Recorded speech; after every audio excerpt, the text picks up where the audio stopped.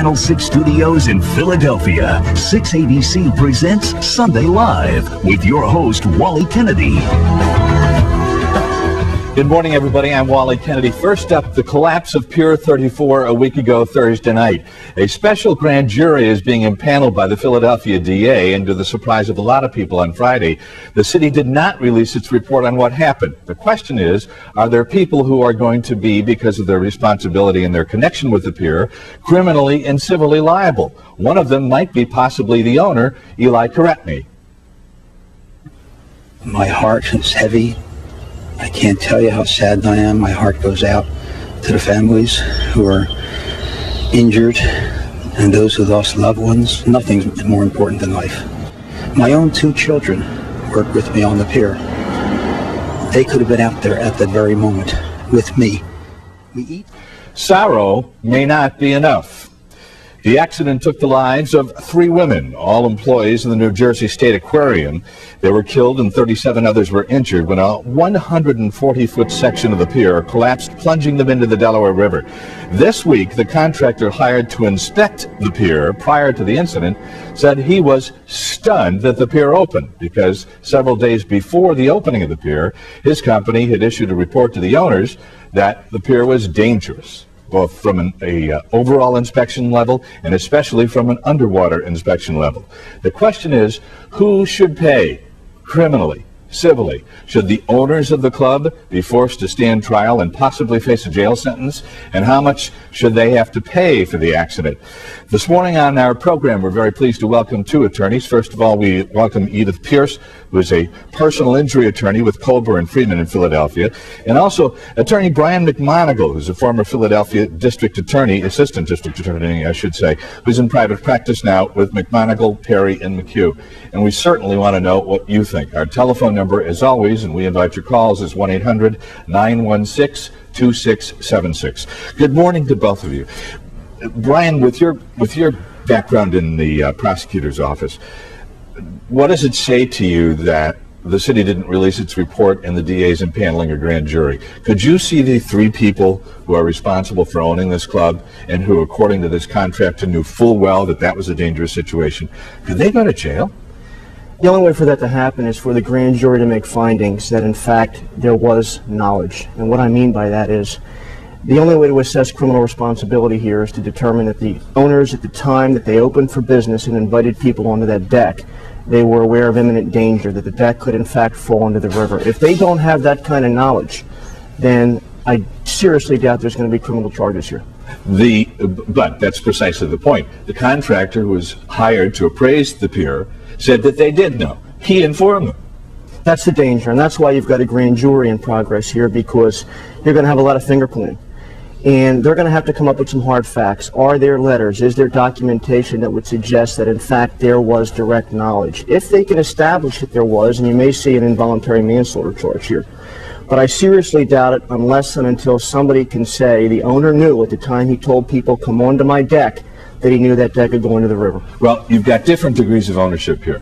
We're showing once again a picture of Wally Kennedy, who was evidently pretty hands-on in the ownership and the running of the club. But you've also got owners who are in name owners, and they entrust the running of the club to other people. Is everybody liable, or are the people who are more hands-on more liable?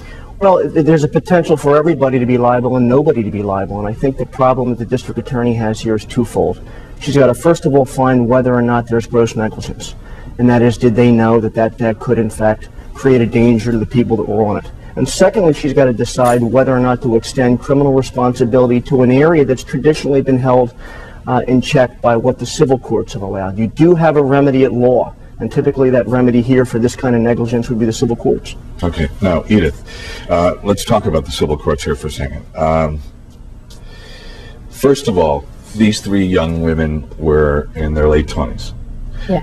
You could argue that they literally had their lives ahead of them, and from everything that has been said about them, they sounded like wonderful, vibrant young ladies.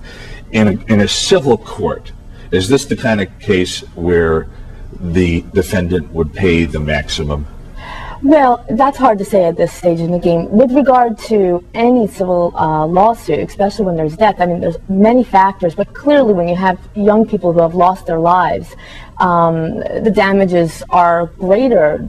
Unfortunately, it's a morbid kind of evaluation, but the damages can often be greater than what... Even though it's morbid, how do you evaluate it? Well, there are many factors that go into it, not only earnings, but potential earnings, and if the person, with regard to somebody who died, there would actually be an evaluation as to whether or not that person actually felt any kind of suffering before perishing, and that is a kind of morbid evaluation, which would be... How do you know? Well, there would be experts on both sides, the coroner, there would be medical documents, and trying to determine whether they perished quickly or whether they suffered before perishing. Okay, let's take a call. We want to know what you think. Hi, Sean. Thanks for holding. You're on the air. Hello, Sean. Go ahead. Sean, you got one more chance, and then I'm going to... Hello? I guess there's nobody there. Tell me how you assess monetary damages. I mean, how do you say this life is worth $500,000, or this life is worth $1 million, or this life is worth $1.5 million? Well, in Pennsylvania, you can't actually say a life is worth an actual amount. In fact, when you present a lawsuit to a jury, you can't actually request an actual amount for a value of life. You would present all of the kinds, like I said, all of the suffering, all of the potential earnings, and the comfort and society that they would have given to their family. These are the things that you would present to a jury, but you cannot actually demand a number. What about, so in other words, you present your case to the jury and the jury decides? Yes. Now, realistically speaking, that you're not suing the owners, you're suing the insurance company, right?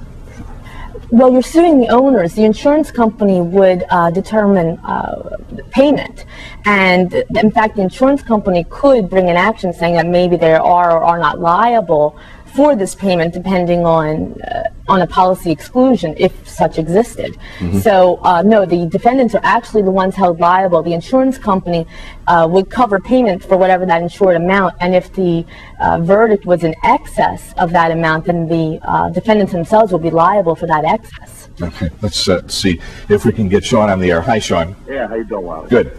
My question is, when they had an investigator or a company that inspected the docks, aren't they liable to, let's say, contact L&I and inform them of the findings, of the dock?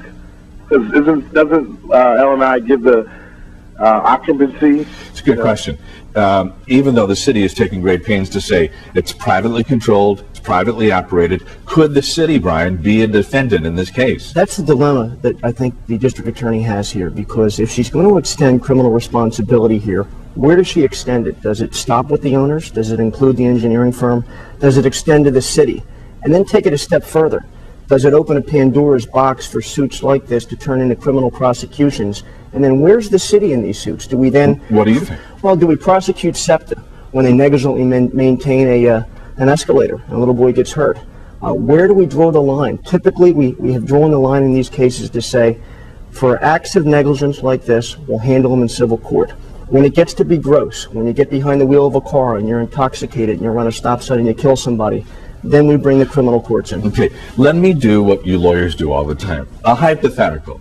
Let's just say, because Action News had this report days and days ago, let's just say that the contractor is on record as saying, I told him, and I told him 2 days in advance, that the underpinnings on the pier were dangerously worn, that they were tilting in a direction that would not be sufficient to support anybody standing on the deck.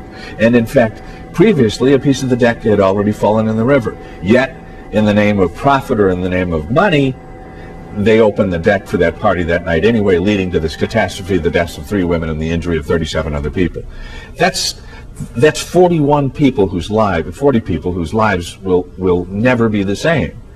If that evidence exists, if that evidence is believed, they'll be prosecuted and prosecuted swiftly. What for?